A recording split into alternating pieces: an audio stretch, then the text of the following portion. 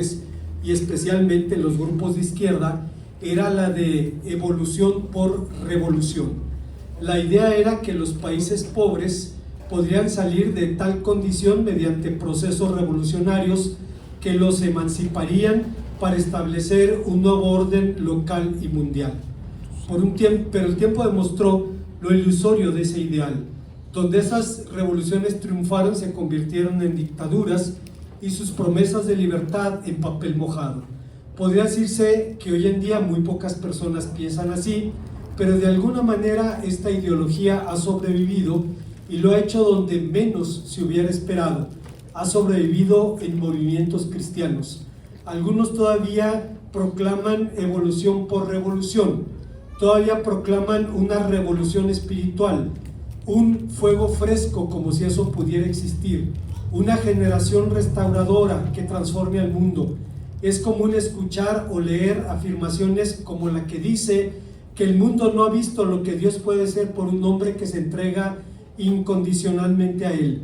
Bueno, el mundo está por ver lo que Dios puede hacer, no con un hombre, sino con una generación que se está levantando en la iglesia. Dios está restaurando el tabernáculo de David. Suena bien. Y además, ¿qué verdadero cristiano no desea con toda su alma que esto suceda? Sin embargo, por sí misma, una nueva generación no es garantía de nada. Por sí misma, una nueva generación puede ser más de lo mismo. De hecho, fue justamente lo que ocurrió en el pueblo de Israel después de la muerte de Josué y sus sucesores directos. Después de ellos, se levantó una nueva generación que no solo no transformó al mundo, sino que se transformó a la imagen de él. Pero, ¿cómo conjurar los peligros de la tercera generación? Les invito a considerar las respuestas que el texto nos ofrece. Antes, hermanos, de pensar en las enseñanzas de este pasaje, debemos recordar que cuando vamos a los libros históricos y encontramos incidentes, situaciones en las que viven los protagonistas de la Biblia o el pueblo de Israel, a final de cuentas todo esto representa un espejo en el que debemos mirarnos. San Pablo dice en Romanos capítulo 14 que las cosas que se escribieron antes para nuestra edificación se escribieron a fin de que por la exhortación y consolación de las Escrituras tengamos esperanza. Lo que la Biblia dice, lo dice por causa de nosotros y para nosotros. Y en este caso en particular nos habla de un fenómeno del que hemos sido testigos a lo largo de los últimos 2000 años, y es precisamente el problema de los desafíos de las nuevas generaciones. Hemos puesto por título a nuestro tema Conjurando los desafíos de la tercera generación, y encontramos, hermanos, tres ideas que explican este pensamiento. En primer lugar, cuando pensamos cómo conjurar los peligros de la tercera generación, el texto nos responde que lo hacemos conociendo verdaderamente al Señor. Tarde o temprano, todas las comunidades cristianas, independientemente de su tamaño o antigüedad, incluso las iglesias de moda, entre comillas, experimentan un fenómeno ineludible y es la deserción de sus jóvenes. Muchos de ellos no solo se apartan de la iglesia, sino que se apartan de Dios mismo, sin importar las prácticas, el credo o la historia de la comunidad. Mantener a los jóvenes dentro de ellas es casi una proeza. A decir de los propios desertores, es decir, los jóvenes que se van, algunas de las causas de su salida son liturgias y prácticas que ellos ven anticuadas, grupos centrados en la organización y no en la gente, nuestras incoherencias como adultos, la falta de relaciones significativas dentro del grupo, la seducción de otros estilos de vida, etc. Para complicar el panorama, muchos ministerios juveniles que se esfuerzan en ser hip y en ser cool se vuelven rápidamente irrelevantes cuando los desafíos enfrentan las crisis de la vida. Hay un librito que les recomiendo altamente que lean. El autor se llama David Kinnaman y el libro se llama Me Perdieron. Y es un libro que habla de por qué los jóvenes salen de la iglesia. Y es una obra fascinante Si no lo consigue en papel, hay un PDF, lo puede descargar y va a ser edificante y va a ser perturbador porque nos habla de aquellas situaciones que nos desafían. A final de cuentas, los jóvenes se van. Hace algunos años, 2 embajadores del rey en una ciudad del norte de México discutían sobre el desarrollo de los grupos a los que habían aconsejado. Y uno le dice al otro: ahí están tus embajadores del rey, que los mataron en América Central por andar de guerrilleros. Y el otro le responde: siquiera murieron como hombres y no como los tuyos que se murieron de sida por sus preferencias. Hermanos, tenían razón. Eso pasó en los dos casos. Da risa, suena cómico, no lo es. Es demasiado serio para reírnos. Aún así, basado en una fe pseudofilosófica de la que pueden estar conscientes o no, algunos piensan que trastornar a la iglesia es la única manera de asegurar su futuro. Afirman que hay que romper con cualquier cosa que evoque el pasado y que del conflicto entre las viejas y las nuevas maneras de hacer las cosas necesariamente surgirá algo nuevo. La primera iglesia bautista de Morelia tuvo la bendición de que el vecino que estaba a un lado quería vender su casa. Ellos querían ampliarse, el vecino quería vender su casa y se la compraron. La compraron, no pudieron ampliar mucho el templo porque es pequeño, pero pudieron tener nuevos espacios para la enseñanza.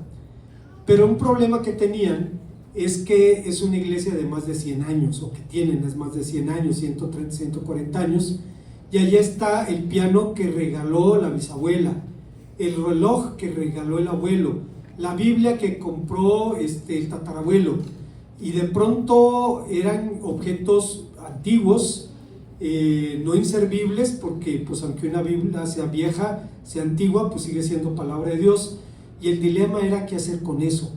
Y entonces llegaron a la Salomónica, dijeron: uno de los nuevos cuartos de la casa que compramos vamos a usarlo para tener las cosas antiguas de la iglesia, el piano, el reloj, las Biblias, los himnarios de los abuelos o de los bisabuelos, y cuando alguien tenga un ataque de nostalgia, pues que vaya a dar una aspiración ahí del olor de lo antiguo y pueda de esa manera tranquilizar su conciencia y llegar a una situación salomónica. Pero hay quien dice: no, tiene que haber un conflicto en donde entre el choque de lo viejo y de lo nuevo necesariamente tiene que salir algo nuevo. Afirman que hay que romper con cualquier cosa que evoque el pasado y que tiene que surgir necesariamente algo mejor. Otros ven al Espíritu Santo como el nuevo juguete de la iglesia, lo que ha dado lugar a toda clase de excesos, pero no debemos olvidar que el primer trabajo del Espíritu Santo fue transformar el caos en orden y no lo contrario. Pero la Biblia no enseña nada de eso. Esa es una creencia o en la evolución o en una lucha de contrarios, pero la experiencia nos enseña que no debemos tratar de trastornar a la iglesia con filosofías humanas. Y recuerdo un brillante escritor católico, el padre José María Cabodevilla, un jesuita, un escritor muy muy brillante, uno de los autores católicos más leídos por protestantes. Fíjense lo que dice Cabodevilla respecto a la teología católica y concretamente a la teología escolástica. Dice: entonces llegaron los puristas, los teólogos de estricta observancia, aquellos que se han apropiado de la altísima misión de defender el honor de Dios y nos imponen de él una noción aritmética, aséptica, un vino tan filtrado que es solo agua, un Dios tan vacío de sí mismo que es solo una réplica de Dios en yeso, un Dios que tiene boca pero no habla, que tiene oídos pero no oye. ¿Cómo van a recurrir los hombres a él? ¿Cómo podrán los pobres confiar en él, quejarse, suplicarle, llamar por su ayuda? Se impone un urgente regreso al Dios de la Biblia, una enérgica purificación de esa idea de Dios presuntamente tan pura, pero que en realidad viene cargado con los restos de filosofía humana y pagana. Hace falta convertirnos más y más, incesantemente, del Dios de los filósofos y de los teólogos, al Dios de Abraham, de Isaac y de Jacob, al Dios de nuestro Señor Jesucristo. Un Dios que tiene boca y habla, que tiene ojos y ve, que cuida de los lirios del campo, que conoce el número de los cabellos de mi cabeza, que está a mi puerta y llamo, que pasa la noche entera esperando cubierta la cabeza de rocío, persigue a la amada infiel entre bosques y riscos y se sienta conmigo a la mesa. Sucede que esta manera de hablar de Dios no solo es más elocuente que ninguna otra, sino también más verdadera, porque revela sobre Dios una verdad muy profunda que ningún otro lenguaje puede expresar y ninguna otra vía de conocimiento puede captar: la verdad del Dios vivo. Lo que José María Cabo de Villa estaba diciendo era que necesitamos volver a una relación viva y verdadera con nuestro Dios. ¿Qué significa entonces volver a Dios en este contexto? O usando las palabras del propio texto, ¿qué significa conocerlo? En el pensamiento del Antiguo Testamento, conocer tiene el sentido, un sentido más relacional que cognitivo. Dice la palabra de Dios: conoció Adán a su mujer y ésta concibió y dio a luz un hijo. El fenómeno de la sexualidad humana se describe con el verbo conocer, porque significa tener una relación única con una persona con la que nadie más puede tener, una relación de la que nadie más debe participar. Significa conocer por experiencia más que por razonamiento. Cuando Moisés habló del deber de compartir las enseñanzas de la ley a las siguientes generaciones, señaló algo de suma importancia. Le dijo a Josué: estas palabras que te mando hoy estarán sobre tu corazón, y las repetirás a tus hijos, y hablarás con ellos estando en la casa, andando en el camino, al acostarte y cuando te levantes. Deuteronomio capítulo 6, versículos 6 al 7. Creo que la clave del texto se encuentra en las palabras estarán sobre tu corazón. ¿Qué significa que esas palabras estén sobre el corazón? Es una pregunta que no es ociosa, porque en el mundo judío este mandamiento se entiende en un sentido ritual. Dicen los rabinos en la obligación de la repetición diaria del Shema. El Shema es la confesión de fe de Israel. Todo judío ortodoxo debe decir: Shema Israel, escucha, oh Israel, Adonai Eloheinu, el Señor es nuestro Dios, Adonai Echad, el Señor es uno. E incluso algunos comentaristas judíos dicen que el templo de Jerusalén fue destruido por la negligencia de los judíos en la práctica de la repetición del Shema. Creo que está fuera de discusión el valor que tiene la memorización y la repetición de la palabra de Dios. Recuerdo al padre José Borrás, un ex sacerdote español que se convirtió en el tiempo de la dictadura de Franco, quien dice que conoció un pastor, el pastor Beltrán, y dice: nos hicimos amigos y acordamos reunirnos una vez al mes para debatir un tema que hubiéramos escogido. Dice: yo le decía de memoria y el pastor me citaba siempre la Biblia. Cuando había contradicción entre lo que yo decía y lo que la Biblia decía, yo le decía: bueno, la doctrina cambia, las cosas evolucionan. Y el pastor me decía: no, Dios no cambia, Jesucristo es el mismo ayer, hoy y por todos los siglos. Dice: mi meta era ganar un pastor protestante, imagínense la aureola. Dice: pero después de unos meses empecé con una sospecha muy grave. Sospecho que alguien se está convenciendo aquí y no es el pastor, dice, no es el pastor. Y entonces se puso a tomar en serio el asunto y en algún momento tomó su decisión. Su mayor reto era hablar con su mamá.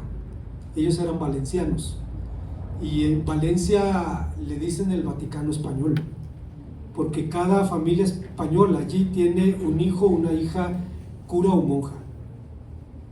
Y dice, llegó y le dijo, mamá, dejo el sacerdocio y dejo el catolicismo.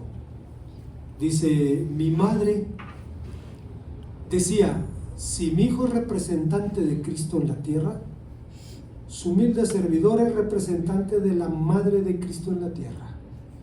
Y andaba por el mundo con paso torero. El mundo era un paseillo demasiado corto para que pudiera hacer su caminata allí.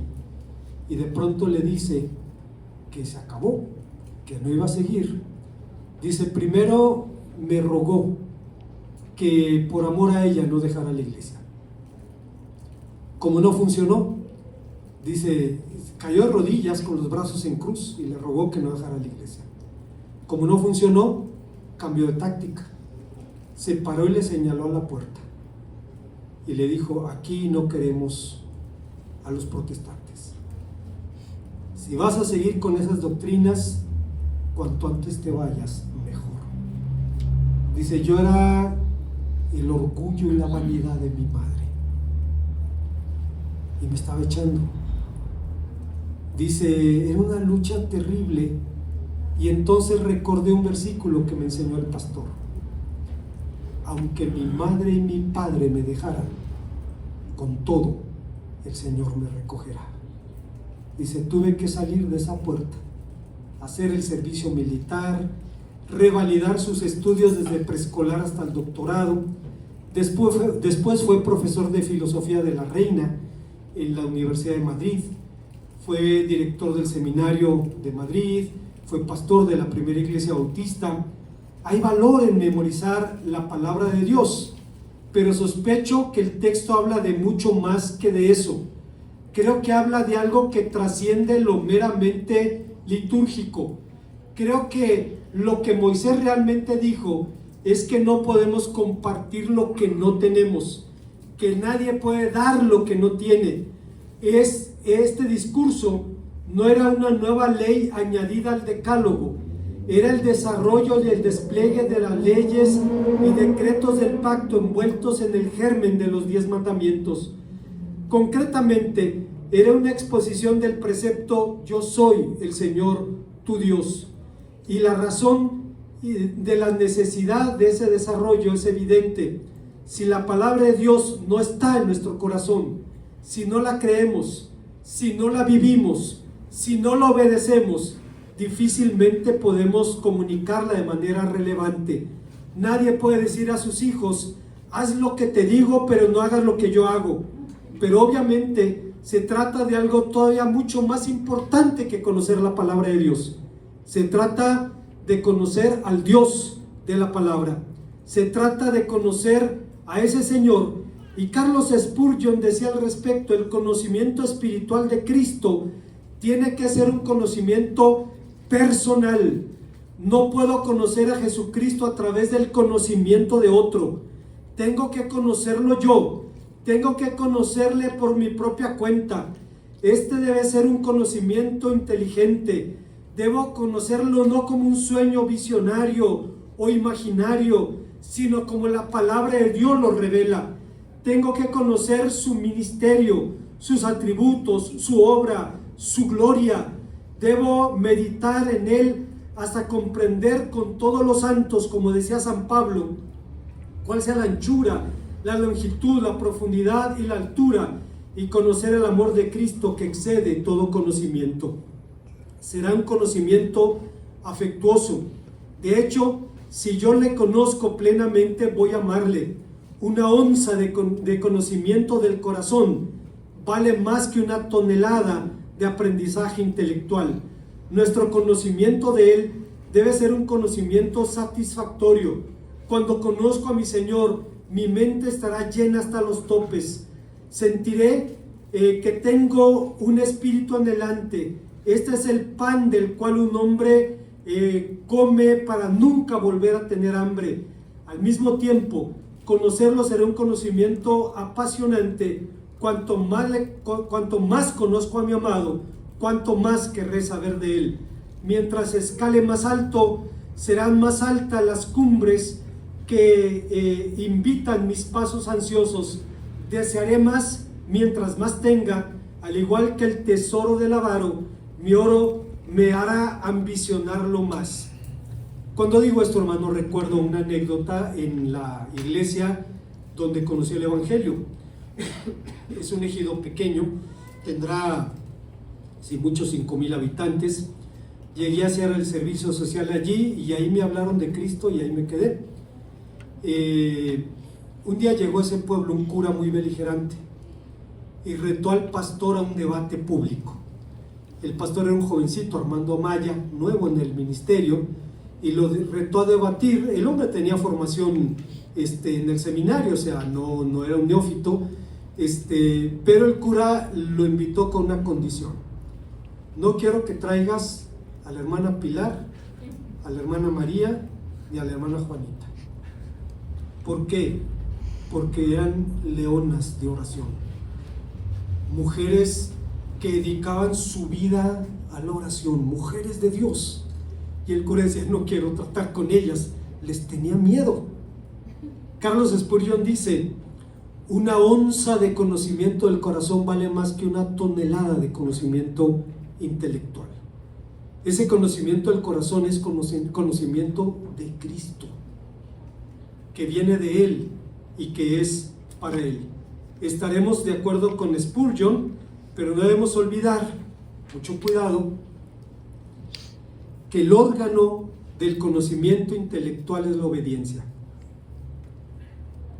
No es intelectual, no es emocional, es la obediencia, es lo que ponemos por obra. En suma, la experiencia enseña que en cada generación el abandono de la fe por los jóvenes es una realidad. El temor por la deserción de nuestros hijos no es una mera paranoia. El primer y gran diferencia entre generación de la conquista y las que siguieron es que la generación de Josué y sus sucesores inmediatos conocieron al Señor, las siguientes no. Hay una segunda enseñanza en este pasaje, y es que eludimos los peligros de la tercera generación sirviendo, en segundo lugar, con integridad. Hace muchos años, 10 años, mi esposa platicaba con una joven voluntaria de la iglesia bautista Red House de Richmond, en Kentucky, sobre el sombrío panorama que se cierne sobre las generaciones evangélicas en México. Le dice a mi esposa: me temo que, como en la Biblia, estamos presenciando el surgimiento de la tercera generación. Entonces, apesadumbrada, la chica, que tendría unos 16 años, dice: pues en mi país creemos que estamos viendo el surgimiento de la última generación cristiana. En los últimos 10 años, 40 millones de norteamericanos dejaron de ir a la iglesia. 40 millones, el 10% de la población casi, poquito más del 10%. Gracias a Dios, esas bancas las están llenando los hispanos. Es una obra que Dios está haciendo. Ahora los que estudian esto dicen: el corazón del mundo evangélico pasó a América Latina, África y hacia el tercer mundo. Y entre las iglesias anglos, ellos saben: quieres que tu iglesia crezca a sobrehispana. Los indios norteamericanos no quieren saber nada del cristianismo por lo que les pasó. No es el tema, pero hay una leyenda que dice de un trampero blanco que se fue a cazar pieles al Mississippi, allá por el siglo XVII, por ahí, y se hizo amigo de un jefe piel roja. Y entonces le dice el blanco, le dice al piel roja: jefe, esta noche soñé, ayer soñé que tú y yo fumábamos la pipa de la paz. Hermano blanco, si lo soñaste, lo vamos a hacer. Fumaron la pipa de la paz. Al otro día, el piel roja le dice al blanco: hermano blanco, soñé que me dabas tu escopeta. Dice: bueno, hermano rojo, si lo soñaste, la tendrás. Y le entrega su escopeta con mucho dolor. Hermano rojo, anoche soñé que me dabas una mujer. Bueno, le da una mujer y se hace parte de la tribu. Y un día el blanco le dice: hermano rojo, soñé que me dabas toda tu tierra, desde el gran mar hasta las montañas, hasta los Apalaches. Y el indio le dice: si lo soñaste lo tendrás, pero tú y yo no vamos a volver a fumar juntos. O sea, eso es lo que pasó. Los afroamericanos son más proclives ahora al Islam que al cristianismo, pero nosotros no. Para nosotros es un nuevo amanecer y es una situación que está surgiendo. Y decía esta chica: creemos que somos la última generación cristiana. Obviamente, por tercera generación queremos decir la generación de los nietos de los conquistadores de Canaán. La primera generación vio y oyó las maravillas de Dios. La segunda generación no vio pero oyó. La tercera generación ni vio ni oyó. Alguien podría decir: pero ¿por qué tanto pesimismo? ¿Acaso no están creciendo nuestras iglesias? ¿Acaso no están más llenas que nunca? ¿Acaso no hay ahora en México más evangélicos que nunca antes? Es verdad. Cuando se podía, las iglesias solían estar llenas, sobre todo los domingos por la mañana, pero eso no es indicador de nada. Mire, una iglesia llena los domingos en la mañana es un indicador de la popularidad de la iglesia. El culto que mide la popularidad de Cristo es el culto de oración. Lo digo por nosotros. Lo digo por nosotros. Hermanos, sigue siendo una invitación. El participar es una hora, no tiene que salir de su casa, puede conectarse y puede disfrutar de un tiempo precioso de oración. Mi hermano Walter me dijo que no dijera esto, pero el día miércoles fue un culto tan edificante. O sea, sentir la presencia de Dios en la oración de mis hermanos. Me recordaba el salmo aquel que dice: para sentarse con los príncipes de su pueblo. Y cuando nos reunimos en oración, ahí están los príncipes de Dios intercediendo por el rebaño. La popularidad de la iglesia o del predicador se mide por la asistencia el domingo. La popularidad de Cristo se mide en el culto de oración. Bueno, lo cierto es que las generaciones de los israelitas que siguieron a la de Josué ni vieron ni oyeron de las maravillas de Dios y por tanto no le conocieron ni le sirvieron. Pero ¿qué significa servir al Señor? Como hemos señalado en otras ocasiones, en la lengua del Antiguo Testamento servir tiene un significado diferente al del español. Servir en la lengua del Antiguo Testamento es un concepto más relacional que funcional. No describe actos de asistencia personal. Si usted recuerda, la Biblia dice que Moisés era siervo de Dios, pero que Josué era servidor de Moisés. No significa eso. No tiene un sentido ministerial. Hoy en día decimos, tiene 40 años de servicio. Hoy día cualquier pastor rebasamos con mucho la duración del ministerio de San Pablo, no con los mismos frutos. Un pastor de hoy día puede servir 40, 50 años, 60 años, pero nunca con los frutos de Pablo. Tampoco describe los actos del servicio, los actos del culto, pues aunque la Biblia llama servicio al culto, ni el servicio ni el culto son algo esencialmente litúrgico. Servir significa optar por el Señor, reconocerlo como Dios, declararlo la razón y la meta del culto y de la vida. Pero regresando a nuestro texto, se piensa que Josué nació en Egipto, en la era de la esclavitud. Sus padres y sus abuelos no conocieron otra cosa que la esclavitud. Ese era el negocio familiar.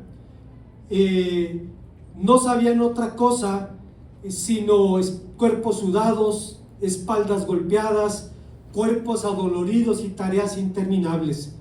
Sin embargo, bajo el liderazgo de Josué, Dios manifestó y materializó las promesas del pacto. Aunque la nación conoció durante el éxodo las privaciones y la guerra, permaneció fiel al Señor bajo el liderazgo de Josué. Pero algo sucedió a la muerte de las 2 generaciones de la conquista. La tercera generación conoció una prosperidad sin precedentes, conoció la bonanza que sus mayores jamás habían soñado. No conocieron ni la esclavitud ni la guerra y empezaron a cultivar la tierra, y por primera vez en cientos de años, en casi medio milenio, los padres pudieron decir: quiero que mis hijos tengan lo que yo nunca tuve. Cuando es producto de un trabajo honesto, no hay nada malo en la prosperidad material y en disfrutar de ella, mientras la prosperidad material no se convierte en Dios. En los últimos 50 años han ocurrido cambios sociales y culturales en el mundo y en nuestro país que han impactado a la iglesia. A diferencia de lo que ocurría en la primera mitad del siglo pasado, ahora la mayoría de la gente vivimos en ciudades donde los valores tradicionales rápidamente son desplazados por nuevos valores o incluso antivalores. Hoy día es bien fácil ver nuestro origen campesino. Cuando alguien tiene espaldas anchas y no se dedica a un trabajo físico, lo heredó de sus padres y sus abuelos, que hicieron un trabajo rudo. Esa es la realidad. Cuando usted ve a alguien delgado pero con espaldas anchas, pues son los genes de nuestros antepasados que los hicieron sobrevivir y los heredaron, aunque ya no los usemos para lo mismo en el presente. La influencia de la televisión, la internet, las redes sociales impacta directamente la vida de las personas, de la familia y de la iglesia. Por otra parte, el materialismo es la ideología predominante en el mundo actual. Hoy día las personas, incluso muchos cristianos, podemos sentir una pasión casi erótica por comprar cosas que no necesitamos, con dinero que no tenemos, para impresionar a personas a las que no les importamos. Si alguien lo quiere a usted, lo quiere con su carro viejo y sin carro, lo quiere usted. Pero hoy en día hay personas que pueden decir, bueno, pero este carro, como una condición para una relación, algo muy grave está ocurriendo. Sí, hermano, es la realidad, es la realidad. Algo muy grave está ocurriendo en nuestro mundo cuando nos estamos centrando en las cosas materiales. Consideran más importante tener cosas que un sistema de valores congruentes. Como dice George McDowell, vemos toda una generación de niños que reciben menos influencia de sus padres que de la sociedad que lo rodea.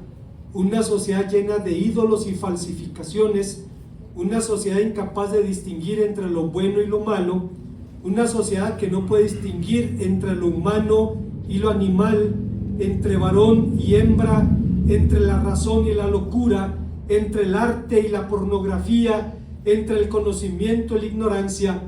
Vemos una generación mala y adúltera que ni conoce a Dios, ni quiere saber nada de Él. Y esto, hermanos, es la razón por la que no se le obedece.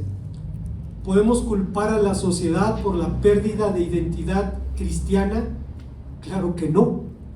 El mundo siempre es así y siempre seguirá siendo así. ¿Podemos culpar al sistema educativo o a la televisión? Por supuesto que no. Sus responsabilidades no son comunicar valores cristianos. Esa responsabilidad es nuestra, es de nosotros. El problema es que hemos sido remisos en nuestros deberes como intercesores y testigos y maestros de la verdad. En suma, una de las razones por la que los hijos no están adoptando nuestros valores, si es que realmente los tenemos, es que es la forma como nosotros mismos respondemos a la sociedad, a sus valores, a sus antivalores, a sus ideales y a sus realidades. Hay una tercera y última enseñanza. Estamos hablando de cómo conjurar los peligros de la tercera generación, y el texto nos dice que lo hacemos intercediendo incansablemente. Esto nos sugiere una pregunta. ¿Fue Josué un hombre de oración? Solo lo vemos orando después de la derrota de Jai en el capítulo 7, versículos 4 al 5 del libro de su nombre. A la luz de Éxodo 17:9, donde Moisés lo envió a combatir a Amalek mientras el propio Moisés oraba por él, podemos suponer que Josué era más un hombre de acción que de oración. Sin embargo, entendía el valor de la oración y salió a la guerra bajo el manto de su protección. Como los comandantes modernos, Josué sabía que solo se puede ganar una batalla si se logra el control del espacio aéreo. Sabía que la batalla debía ganarse primero en los cielos. En 1967 hubo una guerra entre Israel y sus vecinos árabes, la famosa guerra de los 6 días. 547,000 soldados árabes se enfrentaron a 50,000 israelíes, y la batalla fue ganada por los últimos, porque mediante la llamada Operación Foco, los de Israel lograron el control aéreo del escenario de guerra. Destruyeron las aviaciones combinadas de la coalición árabe, y la guerra se ganó literalmente en el cielo, como se ganó la conquista de la tierra de Canaán. Primero se ganó en el cielo. Pero Josué no sería el único hombre de Dios que entendió el valor de la oración. Pablo reconocía su importancia y la importancia de que los hermanos oraran por él. No sentía pena de que oraran por él, no sentía pena de hacerse vulnerable. El propio Señor Jesucristo lamentó que sus discípulos no oraran por él. Dice la palabra de Dios que en el Getsemaní los confrontó diciendo: no habéis podido orar conmigo una sola hora. Velad y orad para que no entréis en tentación. Una leyenda judía dice que Moisés le dijo a Josué: escoge hombres, sal a la pelea contra Amalek, mañana yo estaré en la cumbre del collado con la vara de Dios en mi mano. Yo me encargaré de los aspectos espirituales de la batalla, y Josué se encargaría de los aspectos físicos de la batalla. La leyenda dice que con gran visión espiritual, Moisés vio que el ángel del mal descendía a la tierra para ayudar a Amalek, y dijo: seguramente tendremos una batalla difícil aquí.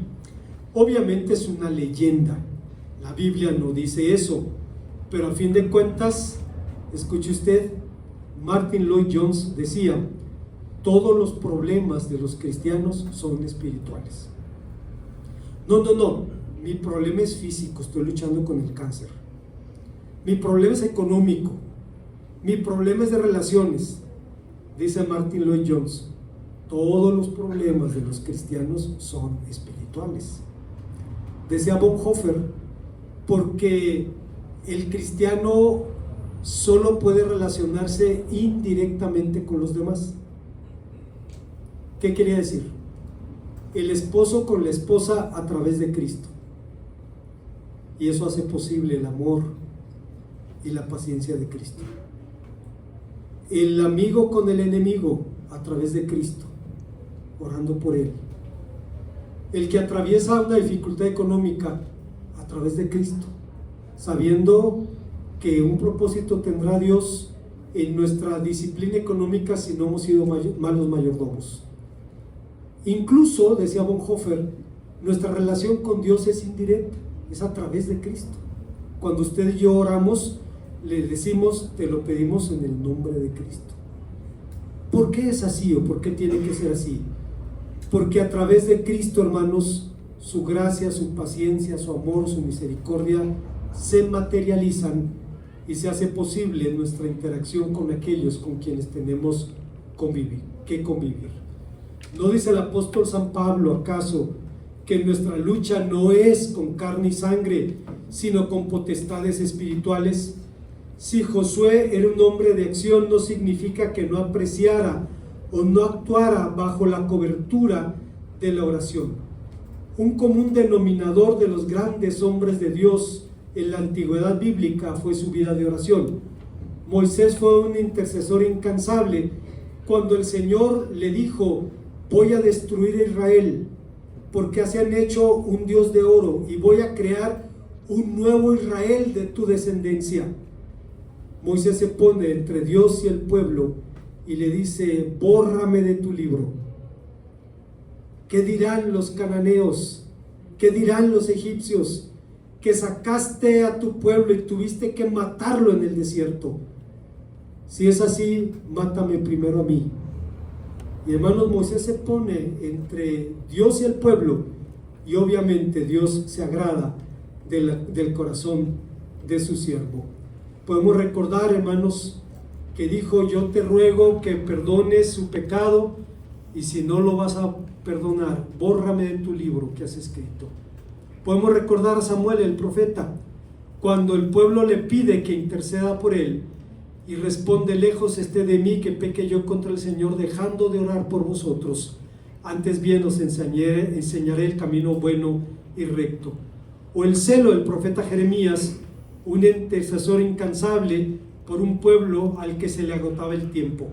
En su oración, Jeremías asumió el pecado del pueblo como propio, se identificó con la nación, se puso en los zapatos de Israel y clamó por la misericordia divina, diciendo: aunque nos acusen nuestras culpas, Señor, haz algo para honrar tu nombre.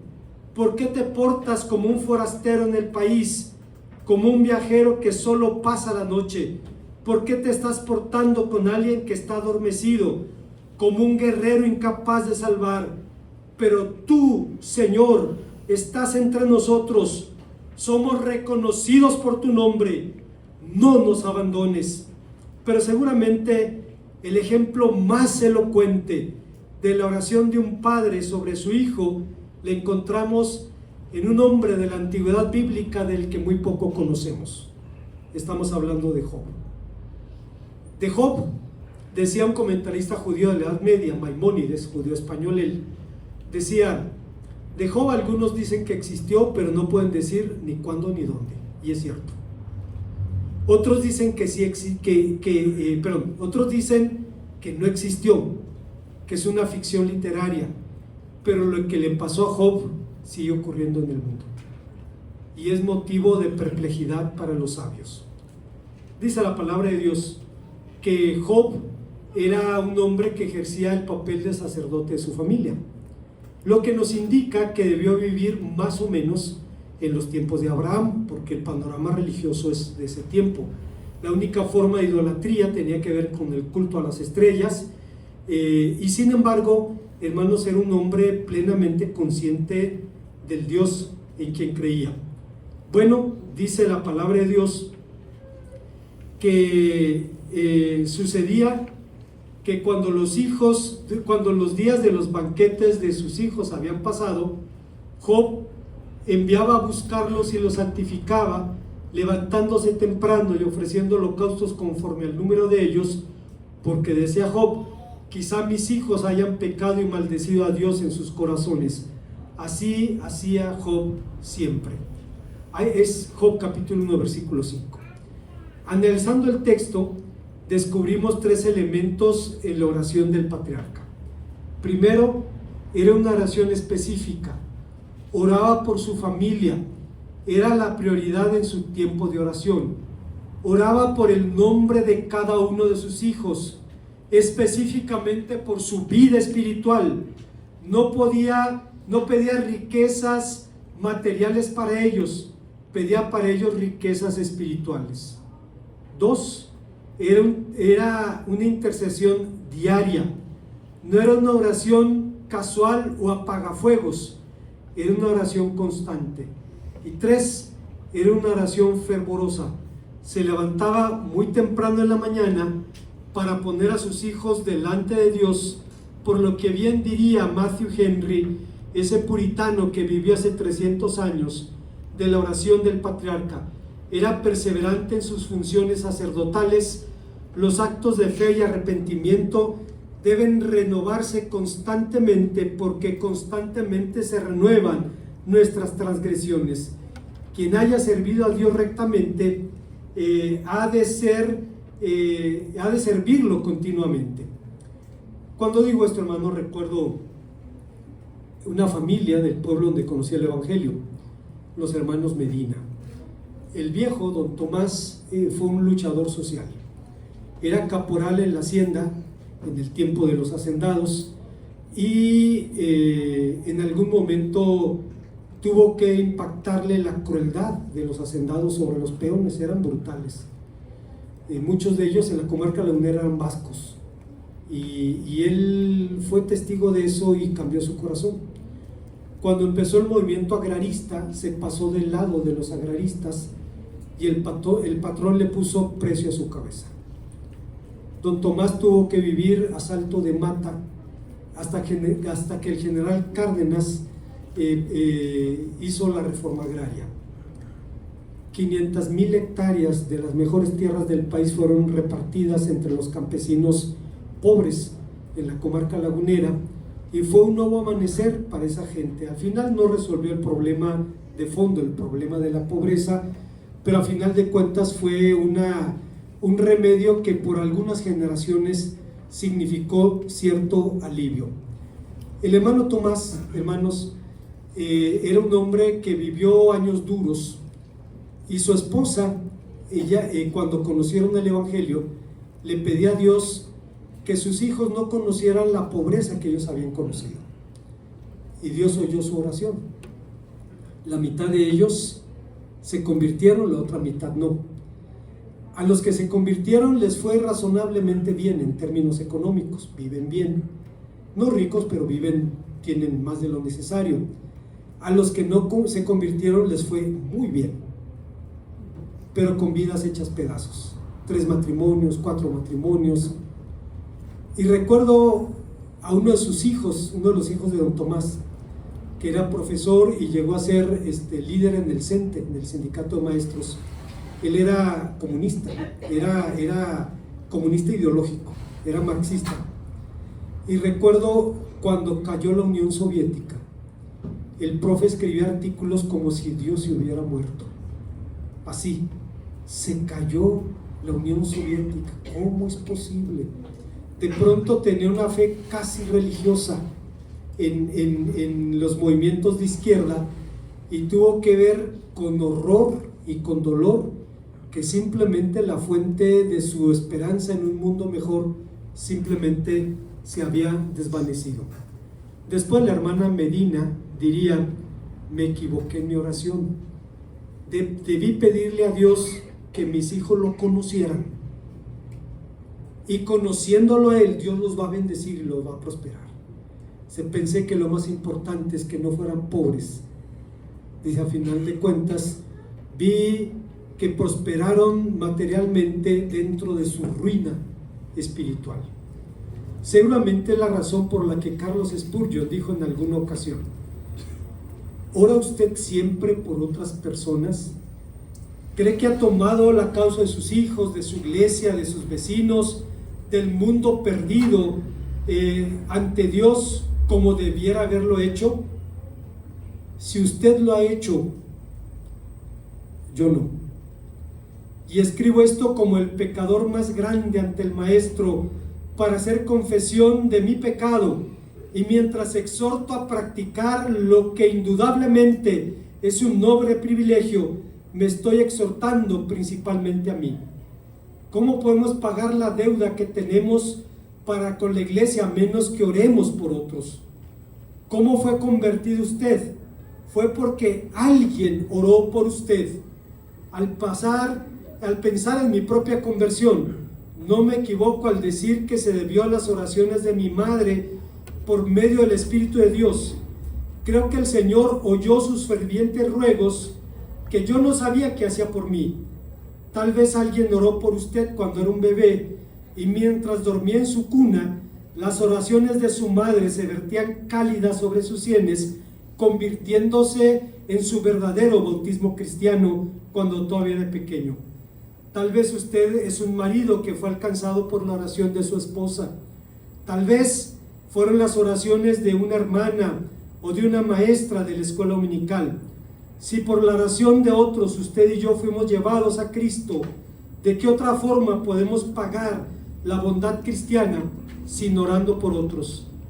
aquel que no tiene quien ore por él puede encontrarse entre los desesperanzados en este mundo.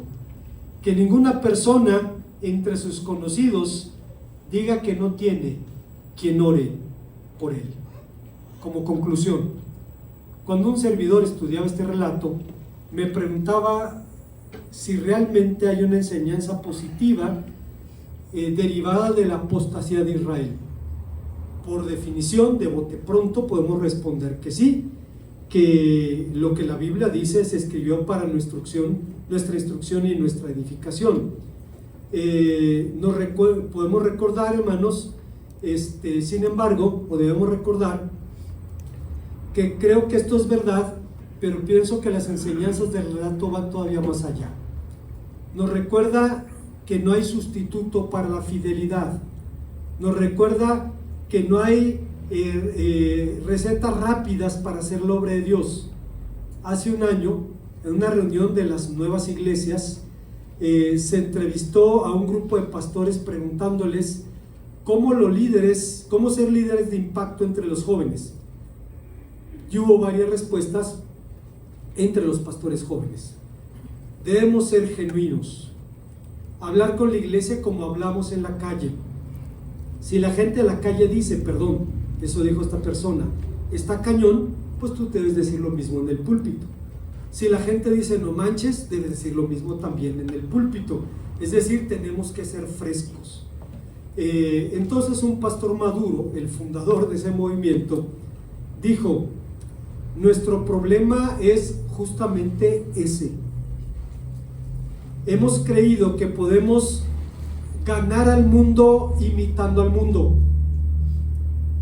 Si el mundo hace conciertos, hay que hacer conciertos. Si las estrellas del mundo se tatúan, entonces el pastor de jóvenes debe tatuarse también y hacer alarde de sus tatuajes. Pero el mundo se burla de esto. ¿Cómo podemos o cómo pretendemos ganar al mundo así? Y el hombre tenía razón. Dio en el blanco. La transformación de la iglesia que todos anhelamos no se consigue imitando al mundo.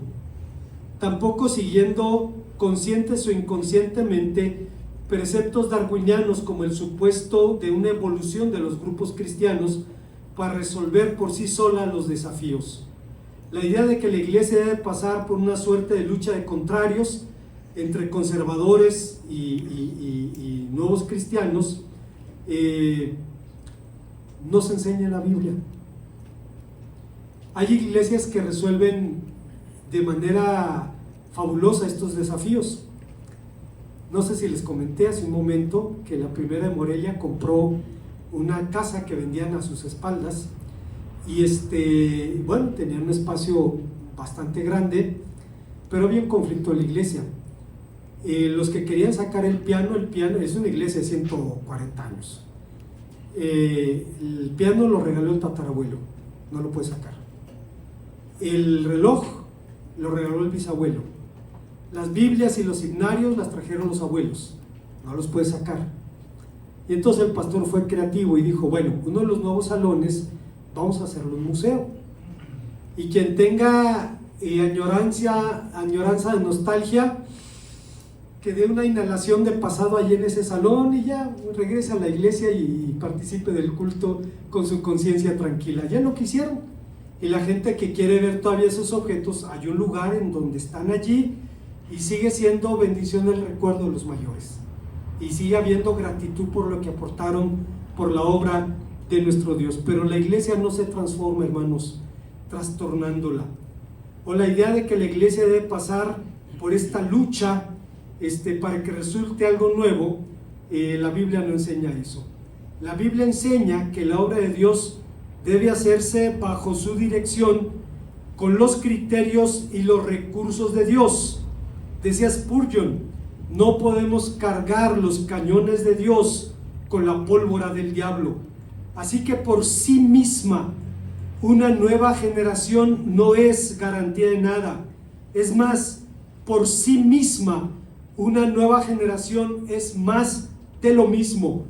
¿Cómo evitar entonces los peligros de la disolución al estar expuestos a la que están expuestos todas las generaciones cristianas. Creo que el testimonio de la generación de Josué responde a esta pregunta, diciéndonos: conociendo al Dios único y verdadero, sirviéndole con integridad y orando sin cesar por nuestros hijos. Creo que todos estaremos de acuerdo en la necesidad de una renovación espiritual en la iglesia de Dios, de un verdadero avivamiento, pero debe ser una renovación que venga de Dios, y un avivamiento que empiece primero en mi corazón, para pensar luego en el de los otros, de una obra sobrenatural que emane de la comunión verdadera con Cristo. Erez Sproul, quien hace unos pocos años se fue a vivir con Dios, escribió un pensamiento fabuloso. Dijo: algo falta en la vida de la iglesia y está ausente en la vida cristiana normal. Lo que falta es una profunda comunión espiritual con Dios. La adoración no satisface a muchos, y una sensación de la ausencia de Dios en lugar de la sensación vital de su presencia marca a menudo la vida cristiana. En lo profundo de nuestra alma existe un lugar que está hambriento y no se sacia. Hay un sitio en nuestro corazón que está sediento y nadie le da de beber. Hay un lugar descubierto en nuestra alma que nadie se ofrece a vestir. Sin embargo, el trabajo de Cristo es saciar al hambriento, dar de beber al sediento, cubrir al desnudo. Él no falta en el cumplimiento de su cometido. Es capaz de proveer para nosotros alimento físico espiritual, como lo hizo con los 5,000. Es capaz de darnos agua viva, como se lo dio a la mujer de Sicar. Es capaz de vestirnos, como lo hizo con el endemoniado gadareno. Jesucristo no ha cambiado, no se ha alejado de nosotros, no ha dejado de proveernos su dirección certera. Somos nosotros los que nos hemos alejado. Lo rechazamos a Él y a su palabra, y nos preguntamos ahora por qué estamos hambrientos, sedientos y desnudos. Lo que Erez Sproul dijo, en otras palabras, y lo dijo de una manera magistral, es que todo pasa por nuestra comunión con Dios. Ustedes saben, hermanos, que no me gusta hacer un llamado para que la gente levante la mano, porque levantar la mano no indica nada. Hay iglesias, hermanos, donde usted jamás escuchó un sermón donde el pastor invitara a que alguien levantara la mano para aceptar a Cristo, pero la gente se convertía. En la iglesia Oreb pasaba eso. Pastor Gutiérrez nunca invitó a nadie a levantar la mano, pero había conversos que eran discipulados y se unían a la iglesia y servían allí. No me gusta hacerlo, pero en la conciencia de que nuestro ruego es que Dios toque nuestros corazones y nos permita hacer esto: conocer al Dios único y verdadero, servirle con integridad e interceder por nuestros hijos. Oremos al Señor. Gracias, Padre Santo, porque nos permites una vez más venir a tu palabra y encontrar en ella un testimonio de una generación que pudo ser fiel debido a las decisiones que tomó.